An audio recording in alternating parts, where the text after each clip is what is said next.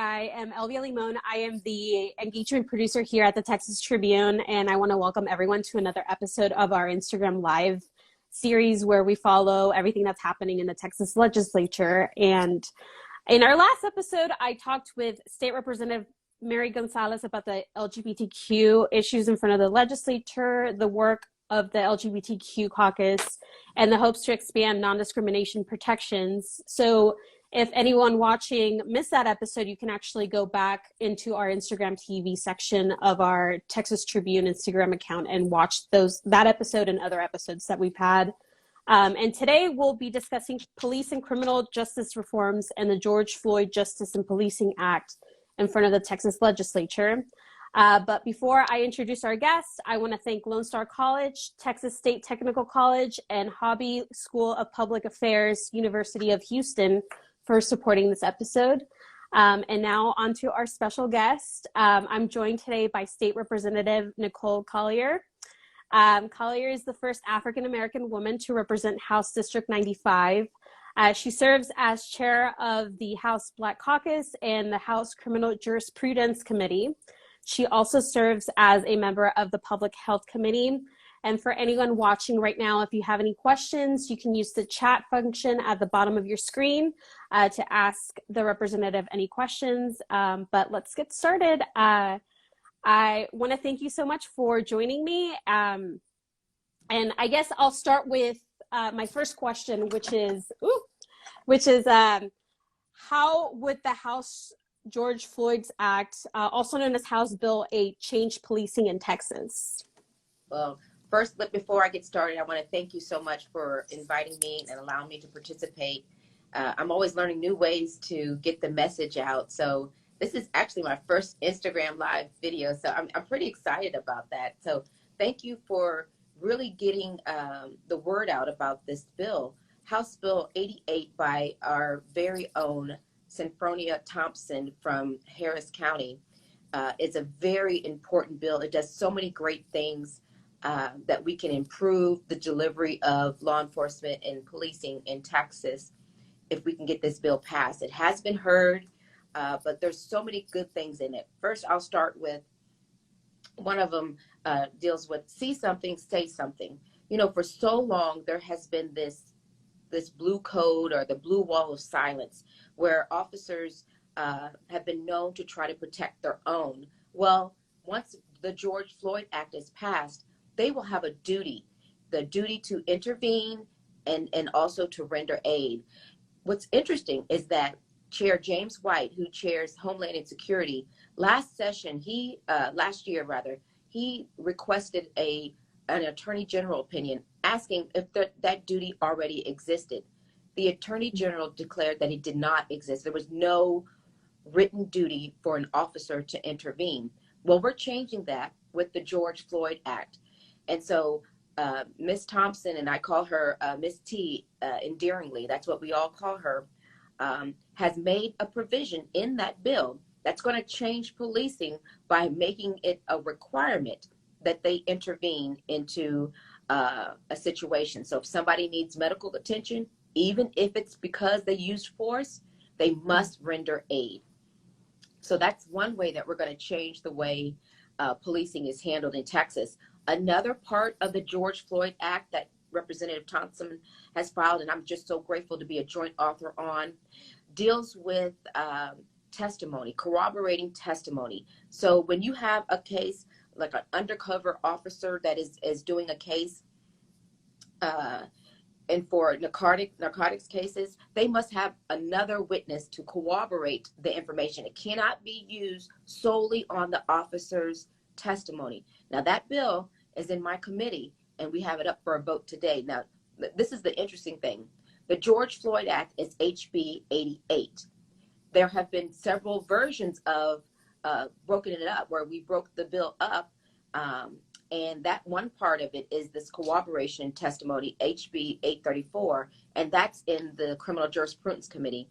And I hope to get that voted out today, right after we get off of this call. So that's another part of it, that there's going to be a requirement for another witness for that. Mm-hmm. But then also another part about this is this progressive disciplinary matrix. So, you have to know what your expectations are. What am I expected to do? What is allowable?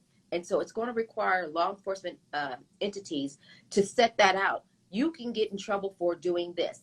This is not acceptable. These are violations. So that is something that is included in this bill that makes it very plain and clear. You are expected to abide by these particular provisions. And if not, there's a violation. Another one, it goes back to the Sandra Bland Act, the original Sandra Bland Act that Representative Chairman Garnet Coleman filed, I believe it was in the 2017 session, would end arrests for fine-only offenses. Well, last session, Chair James White tried to get that bill passed, and it didn't pass. So Ms. T has it in the George Floyd Act.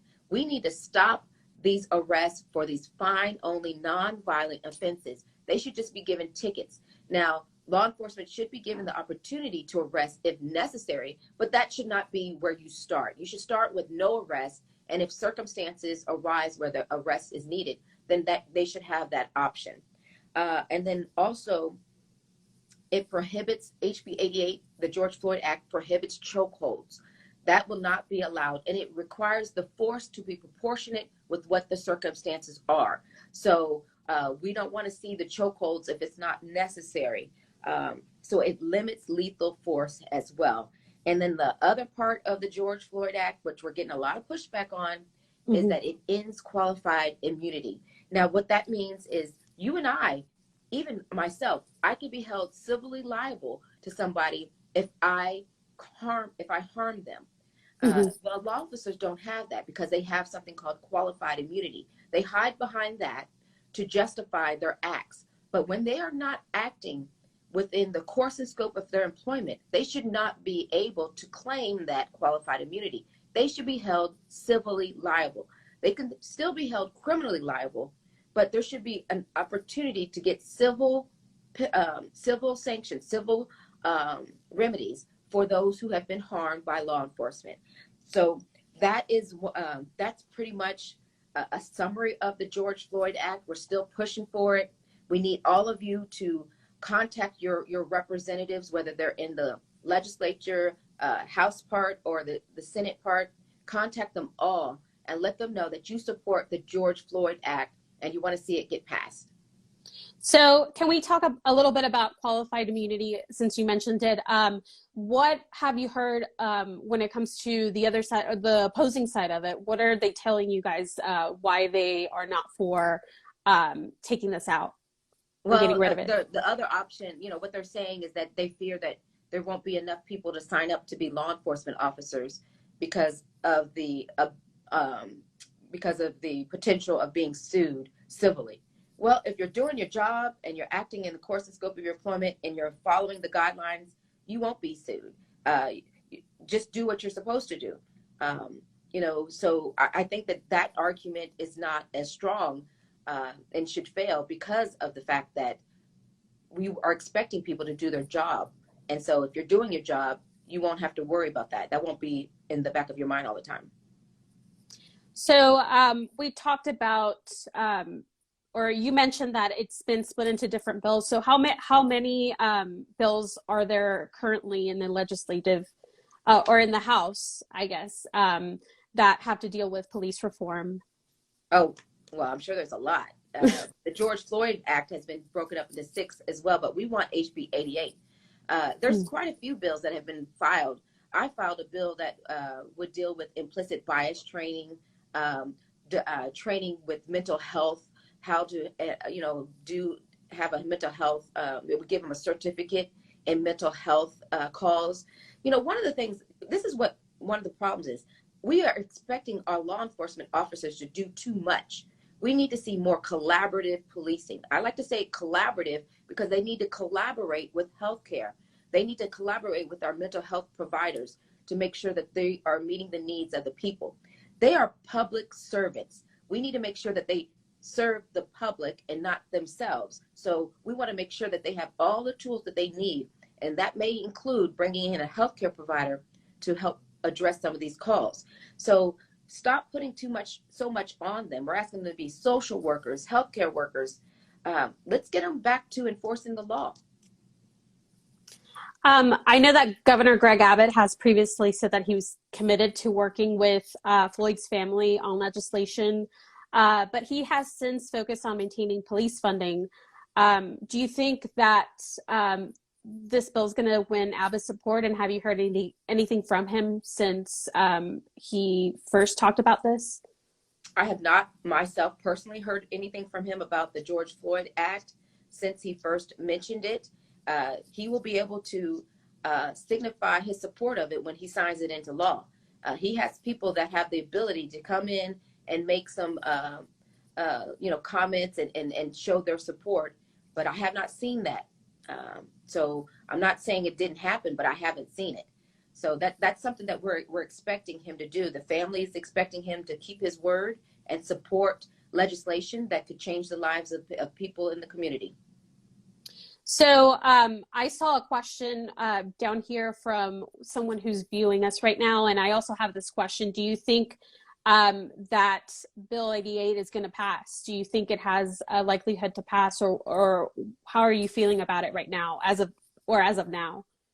Well, the hearing was about a week or so ago, maybe 2 weeks ago, about a week ago. And, I'm always optimistic. I want to see it pass. So that's why we need your support. We need people to call your legislators. Let them know that you support it. Call the governor's office. Let him know that you support it. Call the lieutenant governor's office. Let him know, because, this is a process. Even though once we get it passed, I'm going to say it like that because I'm going to have confidence in it. Once we get this bill passed in the House, it still has to pass the Senate. And then once it goes to the Senate, it's got the same process, hearing and voting, and then comes back to the House, and then we get it to the floor again, to the governor's office. So it's a process, and we're getting late in the time for the session. So we just need more support. We need more people to know that this bill has to pass, so we can know that Texas is interested in having a change. So you talked about funding. You talked about the police funding. I think that local municipalities in government should have the ability to make those changes when it comes down to funding their law enforcement. So when you talk about collaborative policing and community policing, I want to see the local governments have the ability to invest into healthcare. So if that means taking some of the law enforcement budget to help with the healthcare, but the end result can be the same. It has safer communities. I don't want to take that opportunity or that option away from local government. And I want to make sure that the governor is clear that local government should have that ability to make those decisions for their community. They elect their own officials, and they should have that ability to make those decisions. There's nobody in the Texas Legislative Black Caucus, and we do not support defunding the police, but we do believe in collaborative policing and giving the local government the ability to make the decisions that is best for their community. So I see a couple of questions of people asking about body cams. So can you talk about why this is not something that's being talked about during this legislative session? I know that it was a topic of discussion before, but do you have any? There is a bill about body cams. In fact, Bo's Law, another member of the Texas Legislative Black Caucus, Representative Carl Sherman out of DeSoto, he filed the Botham-Jean Act. Within that act, it says that the police officers cannot turn off their body cam during an investigation. Now, one of the things that happened in the Amber Geiger case, the woman who has been convicted of murdering Botham-Jean, is that she turned off her camera, and another officer instructed her to do that while the investigation was going on. Well, that can hamper the evidence. And so his bill, which we also need your help with passing, let me find out what the bill number, somebody from our office will come in and tell me in just a second. We need that bill to pass as well, because it says the law enforcement cannot turn off their body cams during an investigation. So you've mentioned that people need to participate in this process and call out. So what can they do, especially now during a pandemic, in order to express their support or just voice their opinion about these bills currently in the legislative session? Well, definitely there's a public comment portal. So when the bills come up, you got to follow the bills and find out when they're going to come up on the calendar. But then you need to make sure that you can participate. If you can't come here and testify, then you can submit your comments online through the public comment portal. I'm sorry, I'm reading the comments here and I'm trying to catch up. I saw somebody talk about partnerships and they talked about collaborative bargaining agreements. These can be problematic only because the collective bargaining agreements, sometimes the officers will say, look, we don't want to have, if I'm a senior member, I don't want to have to work the night shift. Well, the problem is then you got two rookies going out on the night shift and then they end up killing a Tatiana Jefferson from my district.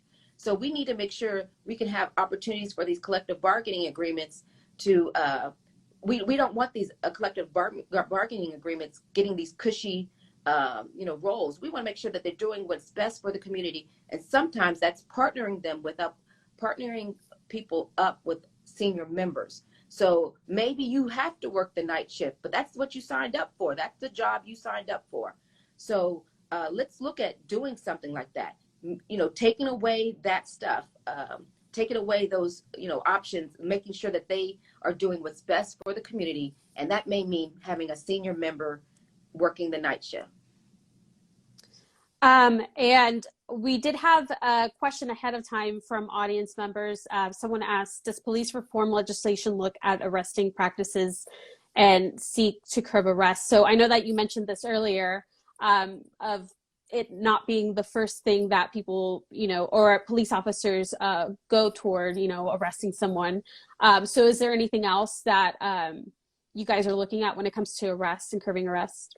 Well, I have a bill as well that I'm having heard on Monday in my own committee. So there was a gentleman in Plano that was not walking on a sidewalk. Well, my bill would stop that type of pretextual stop by saying that jaywalking, that you don't have to walk on that sidewalk, because they used that to stop him and he had to be arrested. And of course the charges were dropped and everything, but that was unnecessary. But there are certain times where they try to use a small or minor infraction as a way to get to that person and trump up the charges and start stacking a bunch of stuff and start basically snooping to see what they can find. Of course, we don't want bad actors on the street, but we don't need to give you any type of tool that you will misuse against us, especially Black and brown people. And so I'm going to try to take that tool away from you while we still maintain safety, and stop letting them come and harass our Black and brown men that are walking down the street legally. And so I know that you mentioned the Sandra-Bland Act, but we also had another question of how else is the legislature planning to incorporate mental health interventions and just looking at mental health? And I know that you previously mentioned it in our conversation, but is there anything else that you would like to mention? Well, of course, there's some legislation that would help with telehealth with mental health. So that way you can get, with the COVID and the pandemic that we're in now, people don't always get into the doctor or the medical professional. So we're going to look at ways, there's legislation that would expand telehealth so that you can get a mental health provider and they can get paid, reimbursed for their services. And you can do that with audio and visual. Awesome. Well, thank you so much. With that, we're out of time, but I want to thank you, Representative, for joining us today, and everyone who's joining us for our conversation. And for more coverage, we're going to be following everything that's happening in the legislature. So follow us at texastribune.org. Thank you so much. Thank you, and have a great day. You too.